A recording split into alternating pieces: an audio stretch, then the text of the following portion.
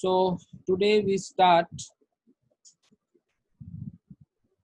our chapter derivative in the continuity, and one more question left last time to discuss. So question number 6 को कैसे करना चाहिए हमें proper. So you have given a figure of a velocity function which is depending on time and for a particle moving on a coordinate line. Coordinate line का मतलब यहाँ ये है कि स्ट्रेट लाइन मोशन की बात हो रही है, ठीक है.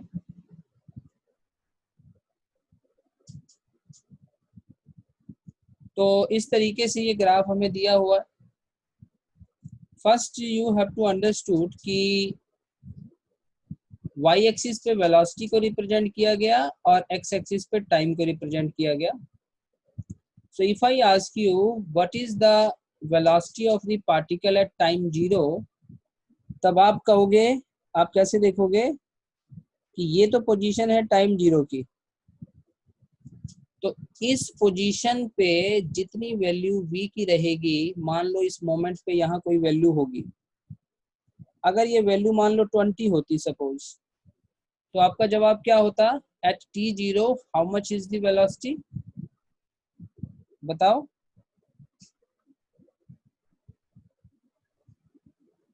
आप उसको 20 मार्क कर देते, ठीक है. फिर क्या हुआ, जैसे जैसे टाइम पास ऑन शुरू हुआ, काउंटिंग शुरू हुई टाइम की, आपने स्टॉप क्लॉक को ऑन कर दिया, तो जो वेलोसिटी है पार्टिकल की वो डिक्रीज होना शुरू हो गई. 20 से फिर 18, 15 कर करा के एक सेकंड पे अगर मैं पूछूं what is velocity at 1 second, तो क्या होगी? जीरो. आप कहोगे 0. सबको समझ में आ रहा है ना? 1 सेकंड पे वेलोसिटी 0 हो चुकी है. उसके बाद आप देखिए कि भाई एक सेकंड के बाद जो है वो वेलोसिटी वो नीचे की तरफ बढ़ रही है. यानी कि आप जैसे ग्राफ बनाते हैं तो देखिए कि ये वाला जो पॉइंट है, suppose I mark this as a P point, तो पी पॉइंट के कॉरेस्पॉन्डिंग वैल्यूज क्या है? ठीक है ना, यहाँ एक t1 मान लो और यहाँ एक वेलोसिटी v1 मान लो, तो टाइम तो हमेशा पॉजिटिव ही रन हो रहा है, पर y एक्सिस पे वैल्यूज 1 सेकंड से पहले पहले पॉजिटिव है और 1 सेकंड के बाद आप देखो कि वेलोसिटी, आपको पता है कि ऊपर वाली वैल्यूज ग्राफ में पॉजिटिव होंगी और नीचे वाली नेगेटिव होंगी, होनी चाहिए ना ग्राफ के अंदर. तो 1 सेकंड जैसे ही आप 1 सेकंड के इंस्टेंट को क्रॉस करेंगे तो वेलोसिटी आपको नेगेटिव मिलनी शुरू हो जाएगी. और मैं पूछूं कि what is the interval, time interval of the velocity when it is negative, तो क्या जवाब होगा? From 1 second to 2 second. 1 से नहीं, from 1 to 5. So 1 to 5 it's negative. 1 to 5. 5 के ऊपर ना, ओवरऑल टाइम के ऊपर The negative. v is negative over time interval, तो वो हम देख पा रहे हैं 1 और 5 सेकंड के बीच में, जिसमें 1 और 5 सेकंड इंक्लूडेड है या नहीं है. तो ज्यादा बेटर क्या होगा लिखने का तरीका? ये वाला. है. How many of you agree कि ये तरीका ज्यादा बेटर है? रिमेंबर, आपको ऐसे लिखना होगा 1 to 5 में ये क्लियर नहीं है. This is not the correct way of representation. Maybe I have myself written this, but आज जब मैं डिस्कस कर रहा हूं तो ये आपको बता दूं, this is not the correct way. The correct way is this. क्योंकि अगर आप 1 सेकंड को इंक्लूड करना चाहते हो तो यहाँ पे क्या यूज करोगे? सिंबल. अगर मैंने ये सिंबल लगा दिया तो इसका क्या मीनिंग है?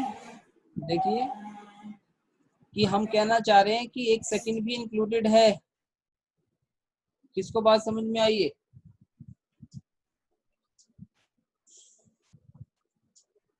ठीक है, तो भाई ये इस तरीके से चीजों को एनालाइज करना जरूरी है आपके लिए फिजिक्स को समझने के लिए।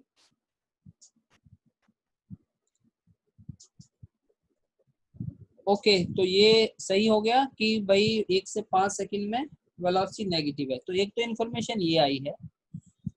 दूसरा, अगर मैं कहूं कि अच्छा ये मुझे बताओ कि if I ask you one velocity is positive and one velocity is negative, out of the two which one is more, तो आपका क्या जवाब होगा? अपने जवाब लिख के भेजो, चैट बॉक्स में लिख के भेजो जल्दी से। सर एक बार रिपीट कर दो। My question is, if you have two velocities of two particle, एक की है +20 और एक की है -20, और मेरा क्वेश्चन है which one is greater velocity, तो जो ग्रेटर जिसको आप मानते हो वो अपना चैट बॉक्स में जवाब लिखो।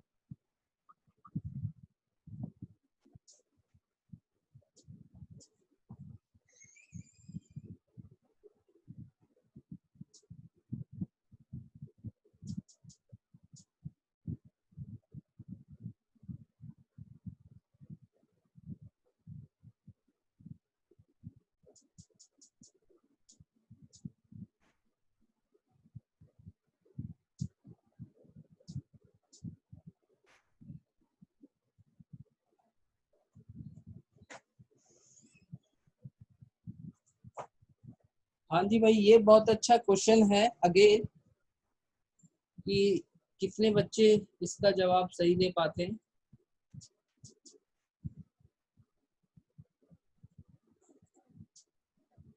और कितने मेरे ट्रैप में फंसते हैं भाई। ओके, अनमोल सिंह +20,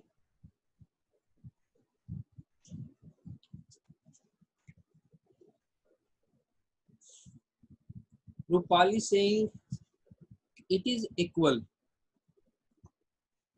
+20 कहना भी गलत है, इट इज इक्वल कहना भी गलत है।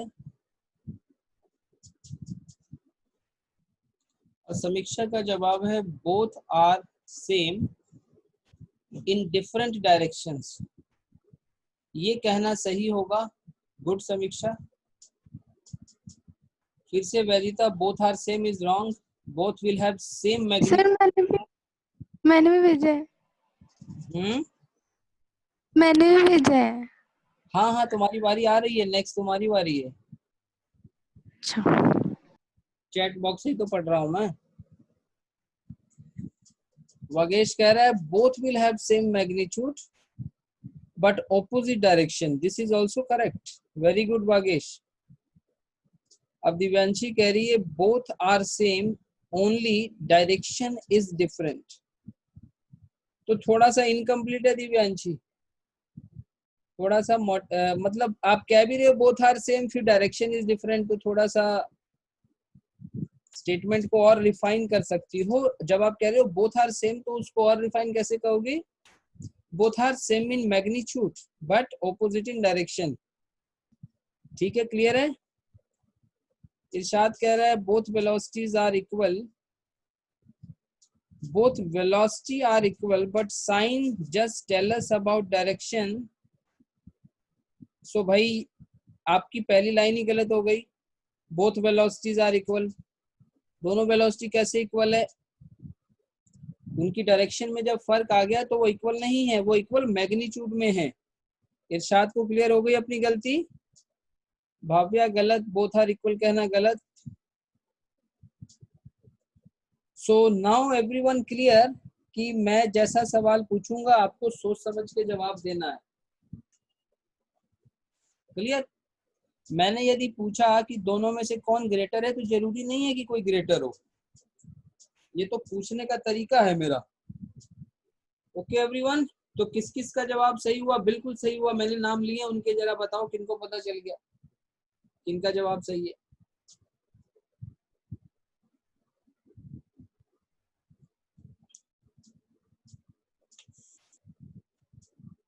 आई थिंक समीक्षा और वागीश का जवाब बिल्कुल सही था।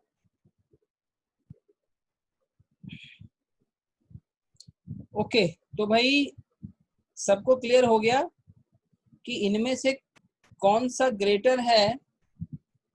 उसको बताने के लिए आप याद रखना, ग्रेटर वाली बात डायरेक्शन से नहीं होती डिसाइड, मैग्नीट्यूड से डिसाइड होती है। तो मैग्नीट्यूड सेम है, so both are same in magnitude but opposite in direction वाली बात है।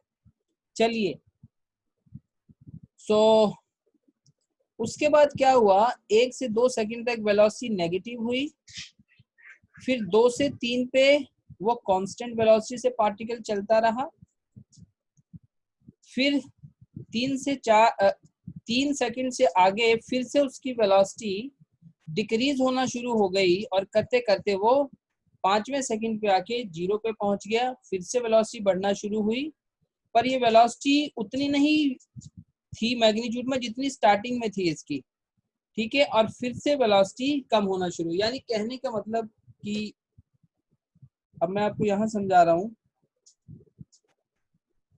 अगर मैं इसको ओरिजिन मान लेता हूं,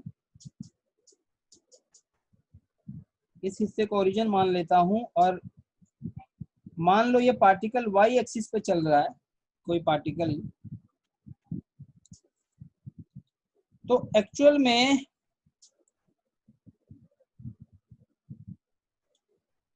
में उसकी वेलोसिटी डिक्रीज होने का मीनिंग क्या हुआ। अगर उसकी वेलोसिटी डिक्रीज होने का मीनिंग हुआ तो भाई टाइम 0 पे अगर इसकी फिजिकल इंटरप्रिटेशन सोचें तो टाइम 0 पे पार्टिकल यहाँ से शुरू होता है, उसके पास सपोज 20 की स्पीड है, तो भाई वो आगे को चलता रहा, उसकी स्पीड कम होनी शुरू हो गई, कम होते होते बिल्कुल 1 सेकंड पे आके उसकी v0 हो गई। So if I ask you at the instant 1 second, क्या 1 सेकंड पे हम पार्टिकल को रेस्ट पे मान सकते हैं? अपने जवाब लिख के भेजो, यस और नो।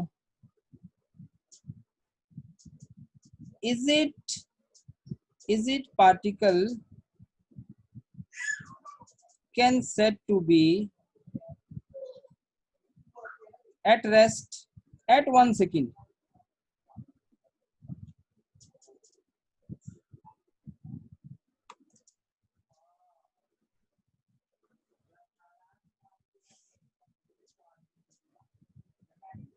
हाँ, फिर से अच्छा सवाल।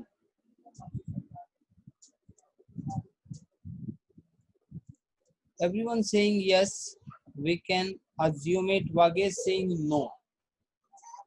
हाँ भी वागेश, क्यों आप नो क्यों मानते हो? रूपाली का जवाब नहीं आया। रूपाली समझ क्वेश्चन रिपीट करना, मैं डिस्कनेक्ट हो गई थी। क्वेश्चन मेरा ये है, यहाँ लिखा भी हुआ है question, is it particle can said to be at rest at 1 second?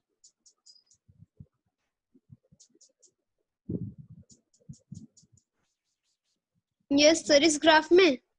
हाँ, इसी ग्राफ में क्या 1 सेकंड पे पार्टिकल को रेस्ट पे मान सकते हैं? Yes sir.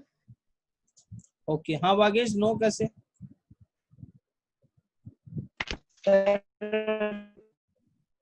पार्टिकल मूव कर रहा है और अगर वो स्ट्रेट घूम रहा है तो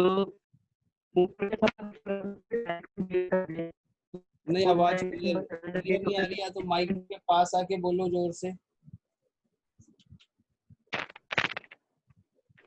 सर पार्टिकल स्ट्रेट लाइन में चल रहा है और चलते चलते उसकी अगर डायरेक्शन अपोजिट हो जाए, जरूरी नहीं है रेस्ट पे ही है सर, वो मूव तो कर ही रहा है। नहीं समझे, मैंने पूछा है इंस्टेंट पे पूछा है, फिर से 1 सेकंड के 1.1 पे वो मूवमेंट में होगा, there is no doubt on that.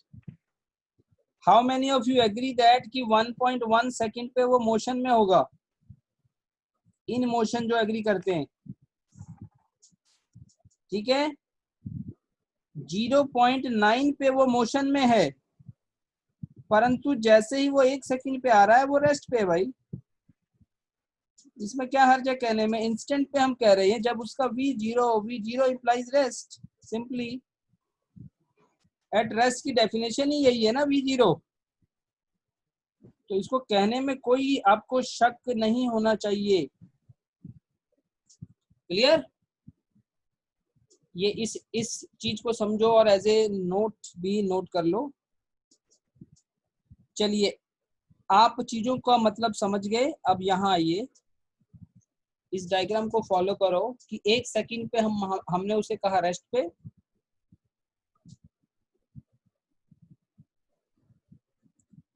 मुझे ये बताओ, 0 से 1 सेकंड में वो ऊपर की तरफ जा रहा है, और साथ में इस लेफ्ट डायग्राम को देखो कि 1 सेकंड के बाद उसकी वेलोसिटी हो गई है नेगेटिव।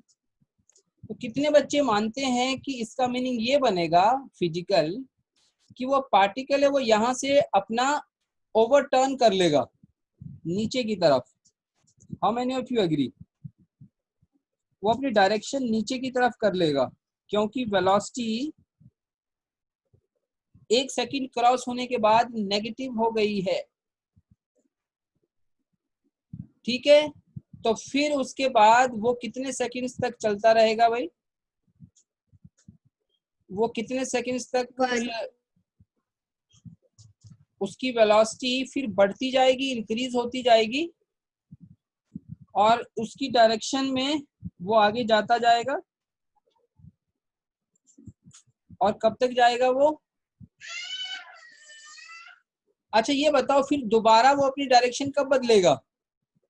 कोई बता सकता है? अपने जवाब लिख के किस टाइम पे वो अपनी दोबारा डायरेक्शन बदलेगा +y की तरफ? Tell me that instant.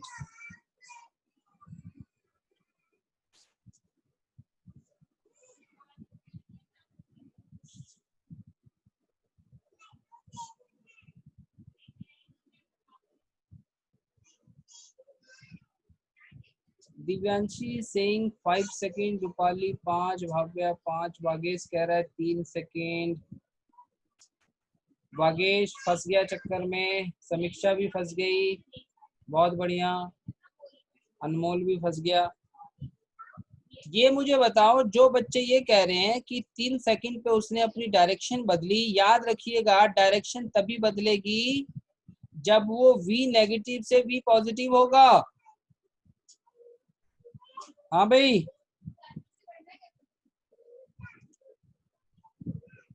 आप इस बात को समझिए। इसे आप डायरेक्शन नहीं मानते हो। डायरेक्शन सिर्फ किस चीज को मानते हो? v पॉजिटिव का v नेगेटिव होना क्या है मीनिंग? Direction change. तो भाई उसका 1 से 2 में भी v नेगेटिव है, 2 से 3 में भी नेगेटिव है, 3 से 4 में भी नेगेटिव है, 4 से 5 में भी नेगेटिव है, 5 पे वो रेस्ट पे आ गया v0, और 5 के तुरंत बाद वो v पॉजिटिव हो गया। तो 5वें सेकंड के बाद उसने अपनी डायरेक्शन बदल ली। How many of you agree?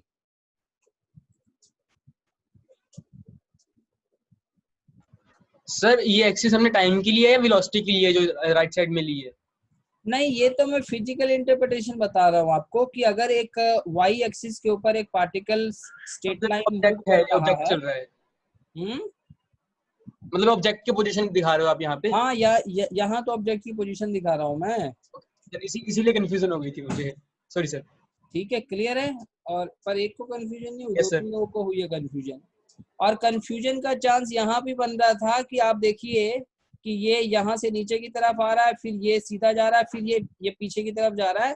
तो जिनको ग्राफ एक बार अगर डिटेल में ग्राफ डिस्कस नहीं है, तब तक आपको ये क्लियर नहीं होगा कि डायरेक्शन चेंज करना किसको कहते हैं।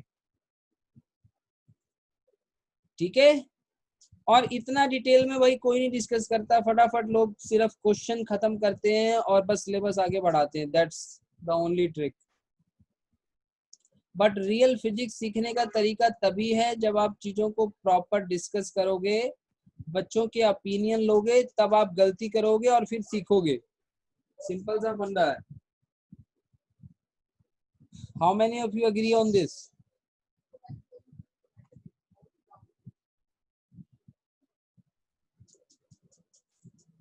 ठीक है, तो आप सभी के बहुत लोगों के क्वेश्चन ये सही हो गया, बट फिर भी इसमें क्वेश्चन के अंदर हम देखो और चीजें सीख पा रहे हैं। तो आपको समझ में आ गया कि 5 सेकंड के बाद वो अपनी डायरेक्शन फिर से चेंज करेगा। चलो अब अगला टाइम बताओ, वो अपनी डायरेक्शन कब चेंज करेगा? अब नहीं करेगा सर।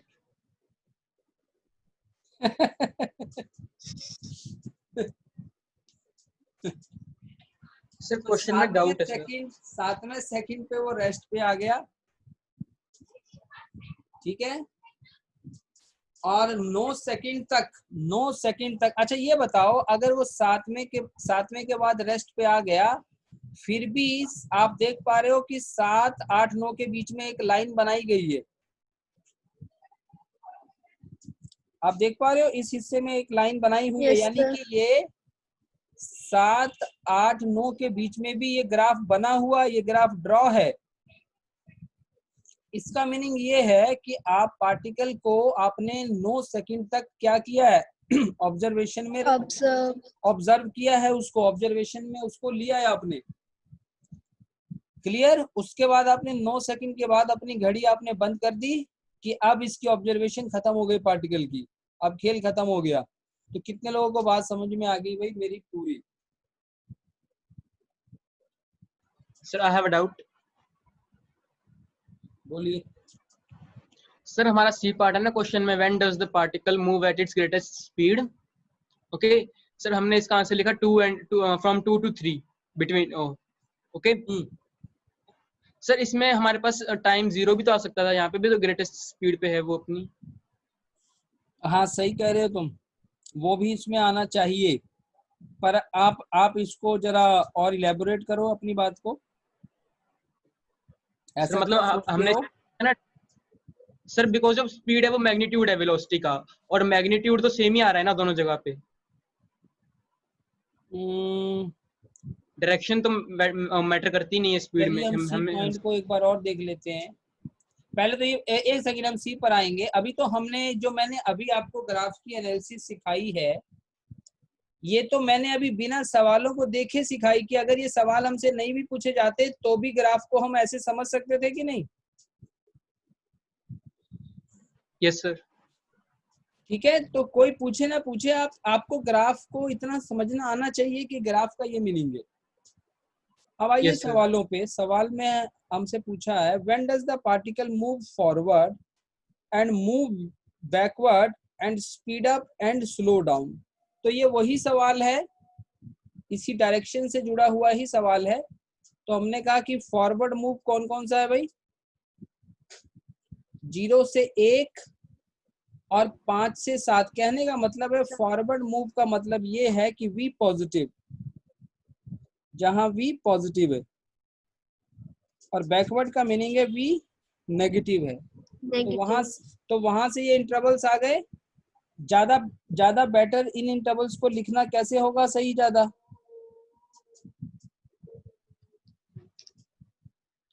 अब फॉरवर्ड मूव, अब जरा 1 मिनट मुझे बताना, जरा इसको और फाइन करते हैं हम। फॉरवर्ड मूव में 0 से 1 सेकेंड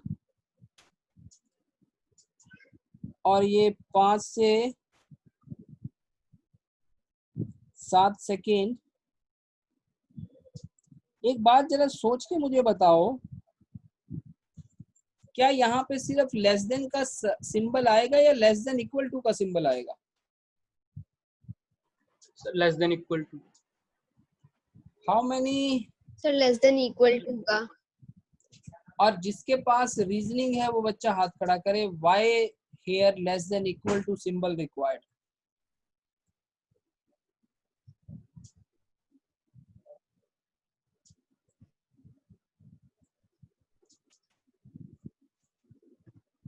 हाँ दिव्यांशी।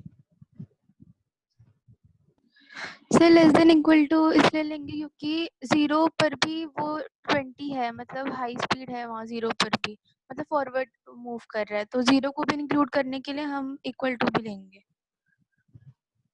रूपाली वाई? सर क्योंकि 0 पर भी वो जो ऑब्जेक्ट है वो मोशन में है।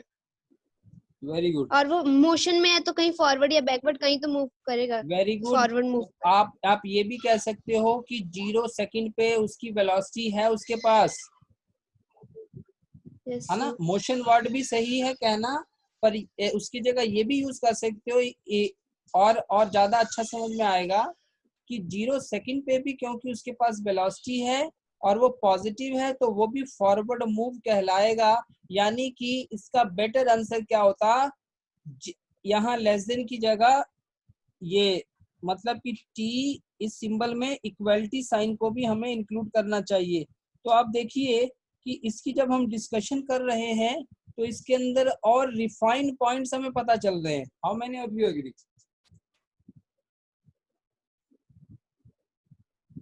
ठीक है, तो एक पॉइंट अभी ये सामने आ गया और एक पॉइंट इसने अनमोल ने भी बढ़िया सजेस्ट किया है, हम उसको भी इंक्लूड करेंगे। तो ये चीजें एक आप मान लें कि एक नजर में ये चीजें छूट गई थी, वहां पे ये इंक्लूड नहीं हो पाई, इसलिए अच्छे से चीजों को एनालाइज और देखना बहुत जरूरी है। आ गया समझ में? ओके, अब ये बताओ क्या यहाँ पर इन सिंबल्स में इक्वलिटी साइन आएगा, इंक्लूड करना चाहिए?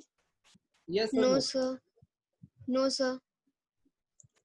डेफिनेटली नो, बिकॉज 5 और 7 सेकंड पे भाई वो रेस्ट में है, वी 0 में है, तो ना ही फॉरवर्ड ना ही बैकवर्ड एट दैट इंस्टेंट, इसलिए वो नहीं आएगा।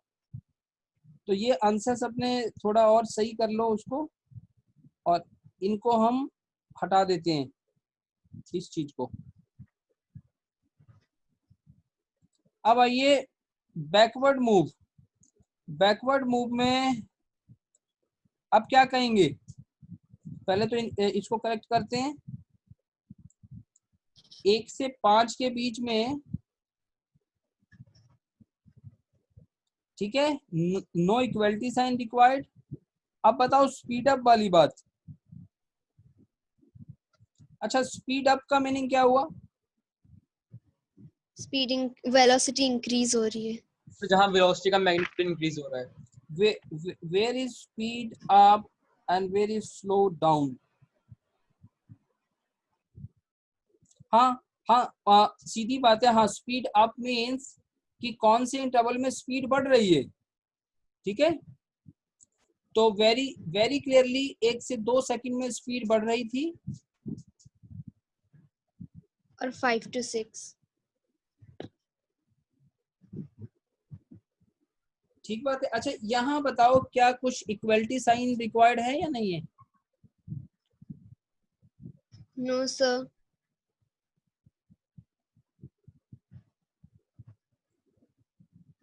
टी 1 से 2, 1 से 2 के बीच में स्पीड बढ़ी है, और क्यों इसलिए आप इक्वलिटी नहीं डाल सकते क्योंकि यहाँ 1 सेकंड पे रेस्ट आ रहा है और वो 2 सेकंड पे 2 सेकंड पे वो स्पीड मेंटेन कर रहा है, इसलिए हमें इक्वलिटी नहीं लगाना चाहिए, ठीक है। ऐसा कुछ आप सोच सकते हैं। यस और सर। 5 से 6 के अंदर, 5 से 6 में भी स्पीड अप हुआ है ना? Yes sir. चलिए, ये हो गया। और स्लो डाउन का फिर ऐसे ही आप कर लेना। Now I hope you able to do. अब क्योंकि ये मीटिंग में समय भी खत्म होगा। अच्छा, और दूसरा कंसेप्ट आपको पता था कि स्लोप ऑफ वीटी ग्राफ क्या होता है भाई? वैदिता, एक्सेलरेशन। वैदिता को समझ में आ रहा है सब कुछ? Yes sir. तो स्लोप ऑफ यानी कि dv/dt एक्सेलरेशन है। तो क्वेश्चन ने आपसे कहा था पता लगाइए कहाँ एक्सेलरेशन पॉजिटिव है और कहाँ नेगेटिव है और कहाँ जीरो है। So it was very clear कि जहाँ पे स्लोप आपकी नेगेटिव होगी वहाँ नेगेटिव एक्सेलरेशन, जहाँ स्लोप पॉजिटिव है वहाँ पॉजिटिव एक्सेलरेशन। यही कंसेप्ट लगाया ना?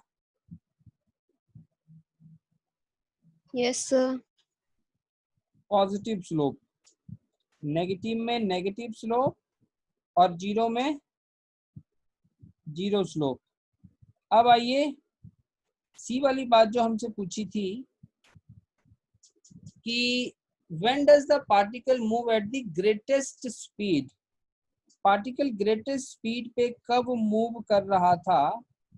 तो एक हमने कहा कि 2 से 3 वाला इंटरवल, तो वो ठीक है, 2 से 3 वाला तो लेना ही चाहिए।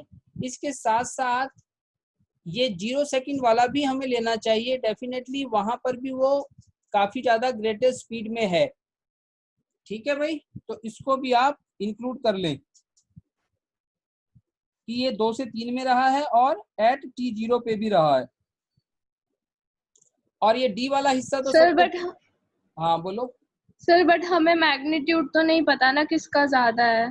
तो इसीलिए तो हमने कहा ना कि